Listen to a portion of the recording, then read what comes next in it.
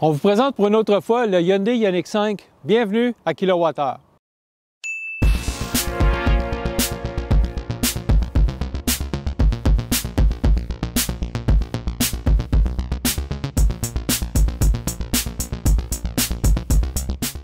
En décembre dernier, on vous avait présenté le Ioniq 5 lors du lancement fait par le constructeur en Californie. Cette fois-ci, on l'a eu pendant une semaine, un peu plus longtemps qu'une simple journée, après aussi avoir essayé son cousin, le Kia EV6.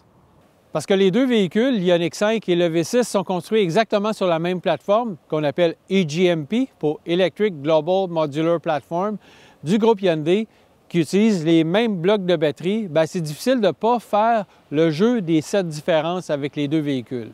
D'abord, il y a le look extérieur. L'Ioniq 5 est beaucoup plus carré que le V6 et aussi il est fortement inspiré, et ça, Hyundai ne le cache pas, par la fameuse Pony des années 1980.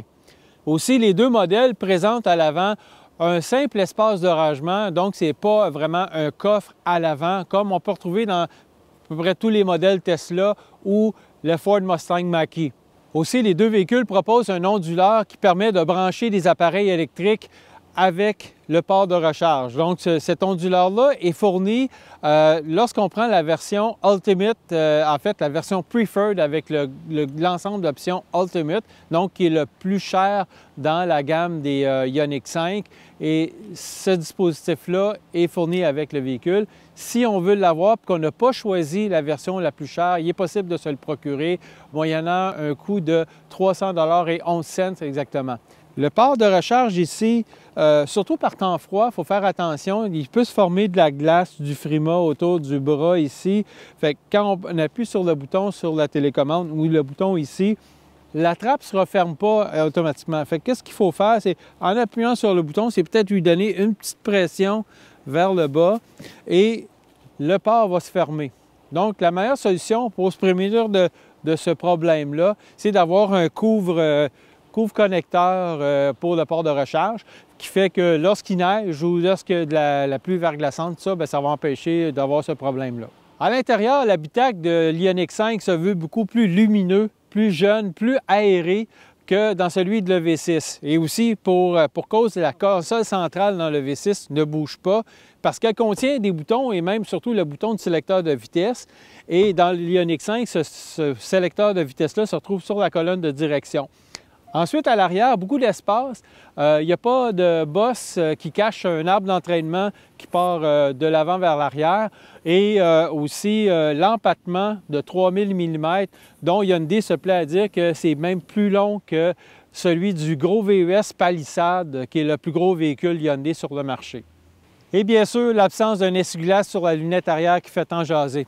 Récemment, quelqu'un me faisait remarquer, quand on avait les berlines majoritairement du temps, on ne s'en souciait pas d'un essuie-glace à l'arrière ou s'il y en avait ou il n'y en avait pas. Aussi, quand on conduit un camion, c'est la même affaire, il n'y en a pas de lunettes arrière, fait que ce n'est pas un problème. Maintenant, on pourrait peut-être présumer que l'application d'un traitement hydrofuge sur la lunette arrière pourrait régler une partie du problème de la saleté qui s'accumule.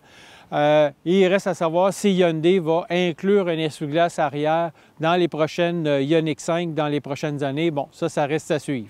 Contrairement à Kia avec le V6, Hyundai a décidé quand même de garder une série de boutons pour contrôler le système d'infodivertissement, donc passer de système de navigation vers la carte ou le système de radio. Donc, on peut faire ça encore avec une série de boutons. Et la climatisation se retrouve dans un écran en dessous. Dans l'Ioniq 5, il y a 3 modes de conduite, le mode éco, le mode normal et le mode sport. En mode sport, on sent les accélérations beaucoup plus vives, cependant un peu moins vives qu'avec un EV6. Moi, je l'ai senti beaucoup plus intense dans le V6, mais c'est quand même intéressant. Également, dans l'Ioniq 5, on peut régler le freinage régénératif avec les palettes au volant. Donc, si on donne des coups vers la gauche, on augmente le freinage régénératif jusqu'à aller à la conduite à une pédale. Donc, la conduite à une pédale, ce que ça donne, c'est que c'est comme un kart de golf. C'est uniquement la pédale d'accélérateur sert à soit accélérer ou à ralentir. Et lorsqu'on lâche la pédale d'accélérateur, le véhicule ralentit de lui-même. Et aussi, lorsqu'on est arrêté à un feu de circulation, on peut même pas appuyer sur la pédale de frein, la voiture n'avance pas. Alors, ça donne une chance aux freins, ça augmente la vie utile des freins et en même temps, ça recharge la batterie. Lorsqu'on enlève du freinage régénératif avec la palette de droite, bien, on sent que la voiture est plus sur son aire d'aller et accélère un petit peu plus, elle est moins ralentie par le freinage régénératif. Enfin, l'Ioniq 5 est livrable en deux versions, soit l'Essential et la Preferred.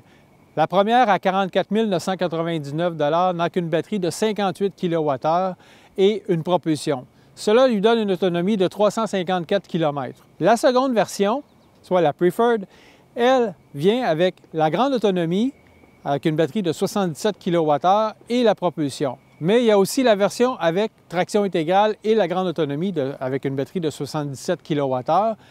Et dans cette version-là, il y a le groupe Ultimate qui offre toutes les options possibles. Maintenant, l'Ioniq 5 est admissible aux deux rabais gouvernementaux, soit 7 000 $ du gouvernement du Québec et 5 000 $ du fédéral, applicables après les taxes, peu importe la version qu'on choisit.